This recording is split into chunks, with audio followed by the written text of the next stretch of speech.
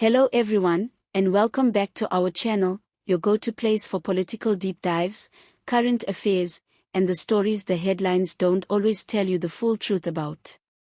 If you're new here, don't forget to hit that like button, subscribe, and ring the bell so you never miss an update. Today's episode is spicy, folks.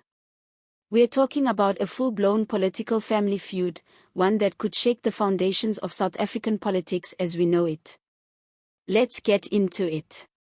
Right now, the African National Congress, yes, that ANC, is in the middle of a very public, very messy fallout with its own former president, Jacob Zuma. That's right. The man who once led the party and the nation is now on the opposite side of the battlefield, throwing accusations, starting his own party, and, wait for it, facing the ANC in court. Yes. Court. This is no longer political shade on Twitter. This is war, legal war. Now, let's rewind a bit for some context. We all remember the 2017 Nasrec conference. That was the showdown between Cyril Ramaphosa and KwaZulu-Natal Zuma for the ANC presidency. It was tight, it was tense, and in the end, Ramaphosa edged it out. A lot of people at the time called it a turning point, some even called it the beginning of a new dawn. But not everyone saw it that way. And one man in particular has never let it go, Jacob Zuma. Zuma claims that the Nasrec conference was not the clean democratic event it was made out to be. According to him, it was riddled with manipulation, vote buying, and external influence. He's accused the ANC of being captured by outside interests, especially after 2017. He doesn't just think the party lost its way, he thinks it was hijacked. Now, those are serious accusations. And for months, Zuma's been saying this loudly through public rallies, interviews, and most notably, through his new political home, the uMkhonto weSizwe, or MK party. Yes, he started his own party, and yes, the name is absolutely intentional.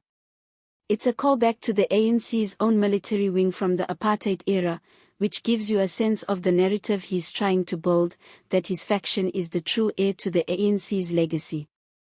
And here's the kicker, the MK party is gaining real traction, especially in KwaZulu-Natal. We're not talking about a handful of angry Facebook posts here. We're talking rallies, supporters, and votes. The MK party is positioning itself as the new political home for disillusioned ANC members, particularly those who feel betrayed by the Ramaphosa-led leadership. Naturally, the ANC is not taking this lying down. Enter Fikile Mbalula, the ANC's Secretary General and probably the party's most outspoken personality right now. At a recent press conference, Mbalula fired back hard. He called Zuma's allegations false, misleading, and damaging. He said they were not only politically motivated but part of a deliberate campaign to discredit the ANC ahead of the next national elections. And here's where it gets real, Mbalula confirmed that the ANC is ready to take Zuma to court over these claims. Now pause for a moment. This is the same man the ANC once defended during years of state capture allegations, the same man the party supported during multiple scandals and legal battles. And now, they're preparing to sue him? That's not just a political breakup, that's a divorce with lawyers, affidavits, and all. Let's not kid ourselves, this is personal. Zuma and Ramaphosa were once comrades. They shared the same liberation credentials. They fought within the same structures. But now, Zuma believes Ramaphosa represents the interests of wealthy elites and foreign powers, not the people. He claims the ANC has strayed so far from its roots, it's unrecognizable. So how did we get here? Well, it started long before Nasrec. Tensions between Zuma and Ramaphosa began simmering during the final years of Zuma's presidency. When Ramaphosa took over, he promised to clean up the party's image, tackle corruption, and rebuild public trust. But that meant distancing the ANC from the very man who had led it through years of controversy. And while Ramaphosa's supporters saw this as necessary, Zuma and his loyalists saw it as betrayal.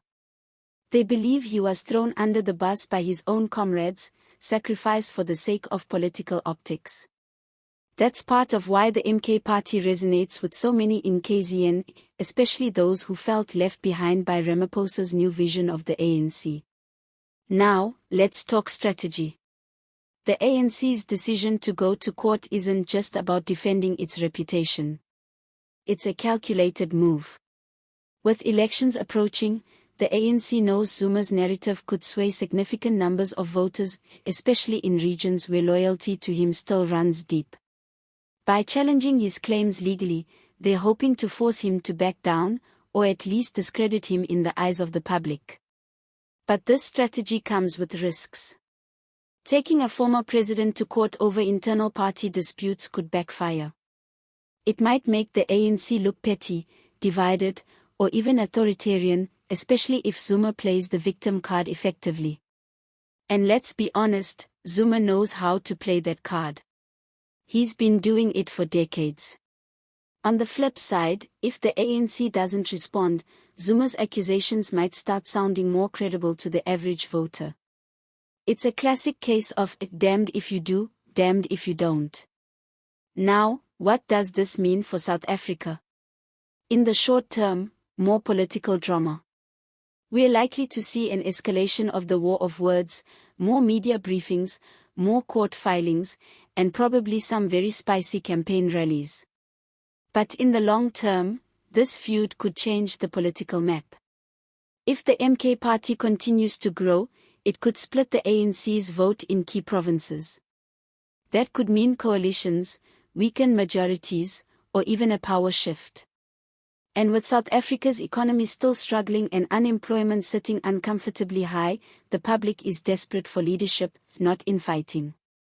So, what do we take away from all this? First, the ANC is no longer the united force it once was. Internal battles, ideological rifts, and legacy disputes are tearing at its fabric. Second, Zuma is not just a retired politician with a grudge. He's still a major player, and his MK party is proof that South African politics is entering a new phase. And third, and perhaps most importantly, the people are watching. South Africans are tired of drama.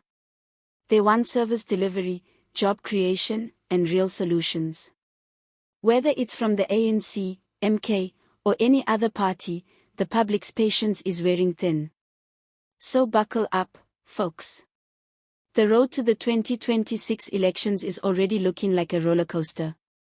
If you enjoyed this breakdown and want more deep dives into South Africa's most pressing political stories, hit that like button, subscribe to the channel, and let us know in the comments, do you believe Zuma's claims? Or is this just political theater ahead of elections? Thanks for watching, and as always, stay informed, stay sharp, and stay curious. See you next time.